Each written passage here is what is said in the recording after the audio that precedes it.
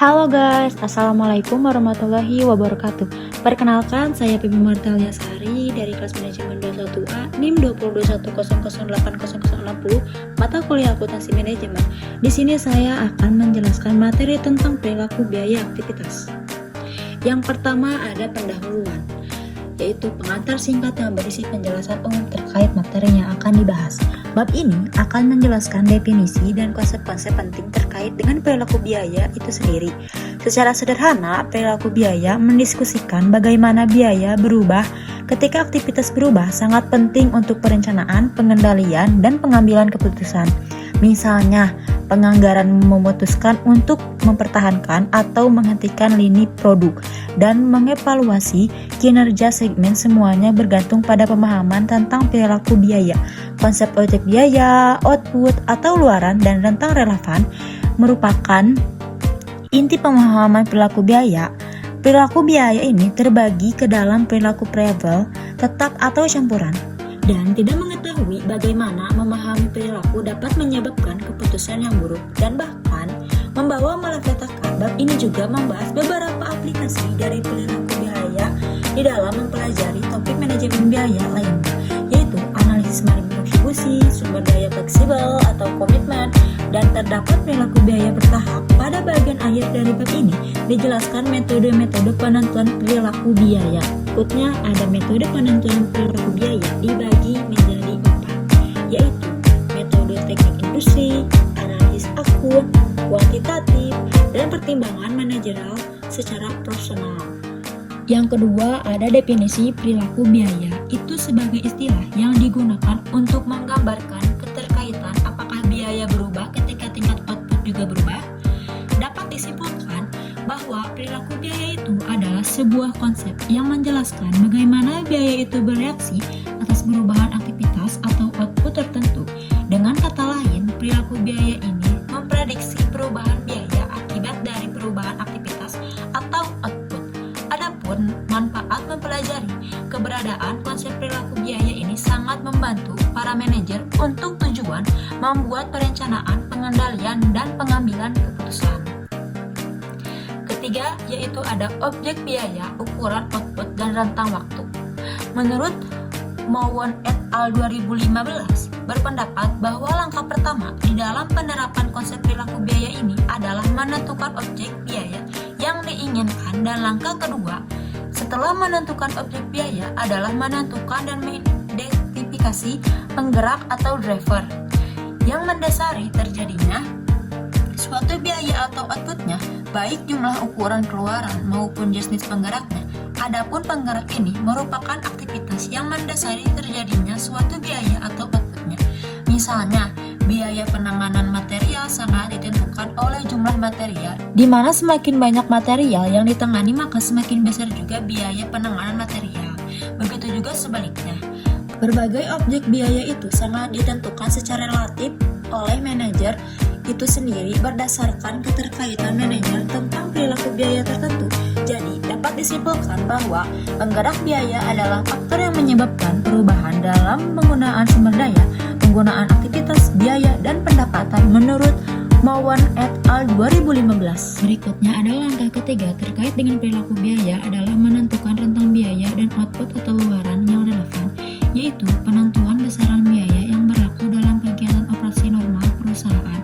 Menurut Mowon et al. 2015 berpendapat bahwa rentang relevan ini sangat ditentukan oleh jenis biaya itu sendiri, karena biaya yang berbeda memiliki rentang relevan yang berbeda.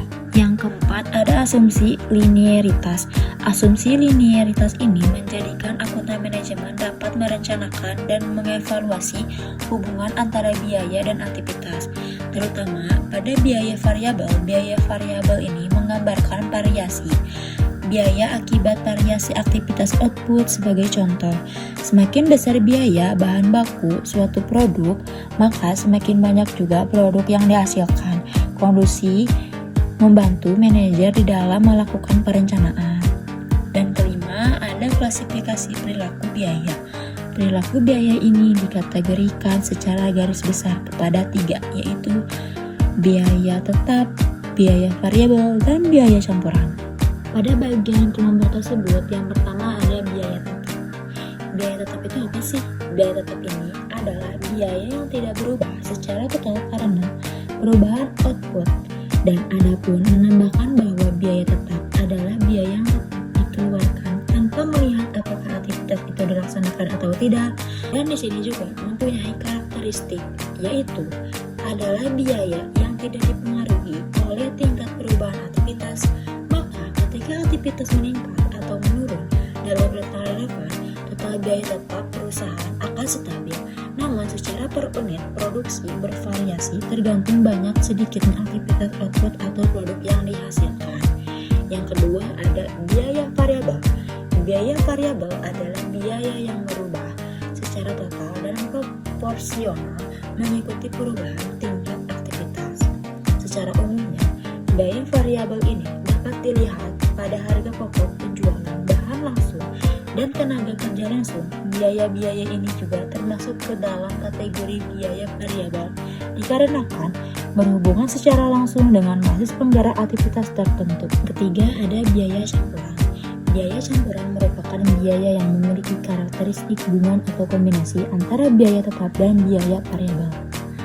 Karakteristik ini adalah gaji tenaga penjual yang akan dikategorikan sebagai biaya campuran karena setiap bulan tenaga ini penjualan akan memperoleh pendapatan tetap dan juga ditambahkan sebagai prestasi keberhasilan penjualan produk perusahaan. Keenam, ada aplikasi konsep perilaku biaya menjadi bagian 3, yaitu yang pertama ada kontribusi margin analysis, yaitu merupakan salah satu konsep yang diturunkan dari penerapan dari perilaku biaya itu sendiri, yaitu analisis margin berbasiskan pemisahan biaya tetap dan biaya variabel. Yang kedua ada sumber daya fleksibel dan berkomitmen. Menurut Mowon et al. 2015 mendefinisikan sumber daya sebagai bagian penting elemen ekonomi agar aktivitas perusahaan dapat dilaksanakan secara tepat. Dalam konteks perusahaan, sumber daya di pabrik salah satunya, termasuk bahan langsung, tenaga kerja langsung, listrik, peralatan, dan sebagainya, merupakan elemen sumber daya bagi perusahaan. Adapun sumber daya yang berkomitmen itu adalah sumber daya yang diperoleh dan disediakan sebelum dipergunakan di dalam aktivitas bisnis di perusahaan. Sumber daya ini diperoleh melalui kontrak eksplisit atau implisit untuk mendapatkannya sebelum apakah jumlah sumber daya tersebut digunakan sebetulnya atau tidak. Yang ketiga ada perilaku biaya bertahap. Karakteristik biaya tetap lain ini adalah discretionary fixed cost atau dikenal sebagai biaya tetap hasil kebijakan perusahaan.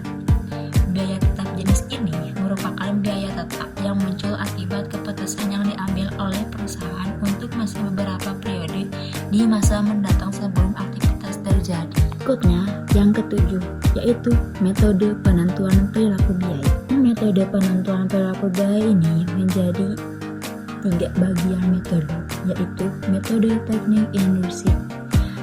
Metode teknik industri ini adalah metode yang berorientasi ke masa depan dalam penentuan perilaku biaya, mulai dari pengamatan dan analisis fisik, identifikasi kegiatan-kegiatan yang terlibat di dalam kemunculan biaya-biaya apa saja, dalam jumlah berapa banyak, dan berapa bentuk, sampai dengan identifikasi kebutuhan sumber daya yang diperlukan untuk menyelesaikan suatu proses bisnis yang terjadi.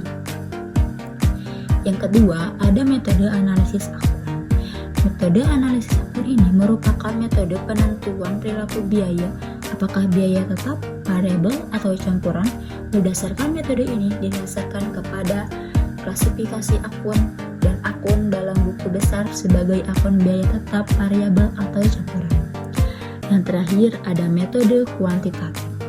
Metode kuantitatif ini lebih berfokus kepada informasi data-data masa lalu untuk menghasilkan model linier yang menggambarkan hubungan antara biaya variabel dan bagian tetap dari suatu komponen biaya yang dihasilkan.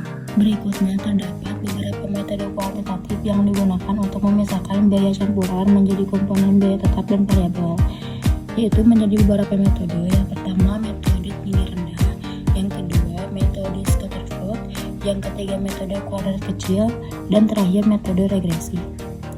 Yang pertama, metode tinggi rendah. Metode tinggi rendah ini adalah metode yang digunakan titik-titik antara tinggi dan rendah sehingga membentuk garis lurus. Dan metode tinggi rendah ini memiliki dua keuntungan. Yang pertama, objektif. Artinya, setiap individu yang menggunakan metode tinggi rendah ini pada umpulan data tertentu akan sampai pada jawaban yang sama. Yang kedua, mudah dihitung. Yang kedua, ada metode scatter plot. Keuntungan signifikan dari metode scatter plot ini adalah memungkinkan analisis biaya untuk memeriksa data secara visual. Langkah pertama dalam menerapkan metode scatter plot ini adalah penentuan plot titik-titik data biaya sehingga dapat diketahui hubungan antara biaya dan output aktivitas sehingga membentuk garis lurus. Yang ketiga ada metode kuadrat terkecil. Metode ini mencari titik-titik biaya yang paling dekat untuk ditarik menjadi garis lurus. Pada prinsipnya, metode kuadrat terkecil ini membandingkan ukuran kedekatan sehingga dapat menghasilkan peringkat semua lini titik-titik biaya dari yang terbaik hingga yang terburuk. Metode kuadrat terkecil ini mengidentifikasi garis yang paling cocok. Metode ini juga bersandar kepada teori statistik untuk mendapatkan formula yang menghasilkan garis yang paling pas. Yang keempat, menggunakan program regresi. Program regresi yang terdapat pada spreadsheet Microsoft Excel mampu menyediakan perkiraan koefisien dari setiap persamaan. Selain itu juga, program regresi memberikan informasi seberapa andal persamaan biaya ini dibandingkan hasil dari metode scatter plot dan tinggi rendah. Berdasarkan output regresi ini, koefisien, layak tetap, dan variabel menyediakan informasi tentang keandalan rumus perkiraan biaya. Yang terakhir, pertimbangan manajerial. Pertimbangan manajerial ini merupakan metode yang paling banyak ditemukan dan digunakan dalam praktik. Metode pertimbangan manajerial ini dapat mengambil beberapa bentuk, yaitu manajerial hanya membebankan biaya aktivitas tertentu ke kategori biaya tetap, sedangkan biaya lainnya dikategorikan sebagai biaya variabel dan mengabaikan kemungkinan biaya campuran. Sekian penjelasan dari saya, maaf apabila ada kesalahan dan kekurangan. Terima kasih.